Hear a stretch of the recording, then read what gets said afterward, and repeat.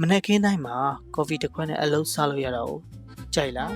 ဒါမှမဟုတ်ညနေခင်းမှာတငယ်ချင်းတွေနဲ့ကော်ဖီဆိုင်မှာချေးရတာကိုဝါသနာပါလား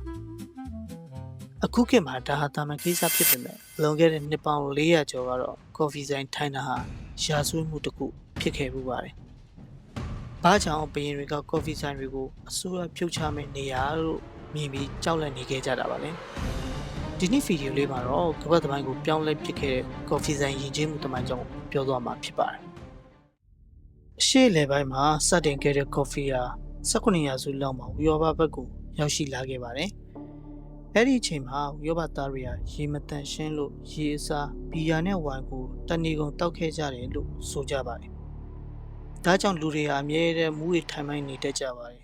။ဒါပေမဲ့ကော်ဖီရောက်လာတဲ့အခါမှာတော့အားလုံးပြောင်းလဲသွားခဲ့ပါတယ်။ကော်ဖီကလူတွေကိုလန်းဆန်းစေတယ်။ဘုံနောက်ကိုလှုပ်လှုပ်စေတယ်။ဒါကြောင့်ကော်ဖီဆိုင်တွေကပညာရှင်တွေစုဝေးရနေရဖြစ်လာခဲ့ပါတယ်။အင်္ဂလန်မှာဆိုရင်ကော်ဖီဆိုင်တွေကို Penny University လို့တော့ခေါ်ကြပါတယ်။ဘာလို့လဲဆိုတော့တပဲပေးပြီးကော်ဖီတစ်ခွက်တောက်လိုက်ရင်လည်းနိုင်ငံရေးစီးပွားရေးနဲ့သိပ္ပံပညာရပ်တွေကိုအထက်တန်းလွှာတွေနဲ့တူတန်းတူဆွေးနွေးခွင့်ရလို့ပါပဲ။ဒီနေရာမှာလူဒန်းစားဖွဲ့ခြားမှုမရှိဘူး။ဒီမိုကရေစီရဲ့အခြေခံအုတ်မြစ်တွေဟာဒီလိုဆွေးနွေးပေါ်လောရိုက်နေတဲ့ကော်ဖီဆိုင်စပွဲဝိုင်းတွေကနေစတင်ခဲ့တာပဲဖြစ်ပါတယ်။ဒါကိုဘီရင်တွေကကြောက်လာပါတယ်။အထူးသဖြင့်1685ခုနှစ်မှာအင်္ဂလန်ချားဘီနှစ်ကကော်ဖီဆိုင်တွေကိုပိတ်ဖို့ကြိုးစားခဲ့ပြီးပါတယ်။ဘာလို့လဲဆိုတော့ကော်ဖီဆိုင်တွေကသူ့ကိုဝေဖန်တက်ခိုက်တဲ့သတင်းတွေဖြန့်ဖြူးရာဟိုချက်မှဖြစ်နေလို့ပဲဖြစ်ပါတယ်။ပြင်သစ်မှာလည်း Voltaire နဲ့ Rousseau တို့လိုအထွေးကော်ဖီရှင်တွေက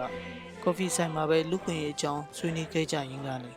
ပြင်သစ်တော်လှန်ရေးကြီးဖြစ်ပေါ်လာတာပဲဖြစ်ပါတယ်။ဒီနေ့ခေတ်မှာတော့ကော်ဖီဆိုင်တွေဟာ The Tapley လို့ခေါ်တဲ့အိမ်နဲ့ရုံးအပြင်ကျွန်တော်တို့ရဲ့တတိယမြောက်အနားယူစရာနေရာဖြစ်တည်ရှိနေတာပဲဖြစ်ပါတယ်။လူတွေက idea အသစ်တွေဖန်တီးဖို့နဲ့စိတ်ပန်းဖြေဖို့နေရာတစ်ခုအဖြစ်အသုံးပြုနေကြတာပဲဖြစ်ပါတယ်။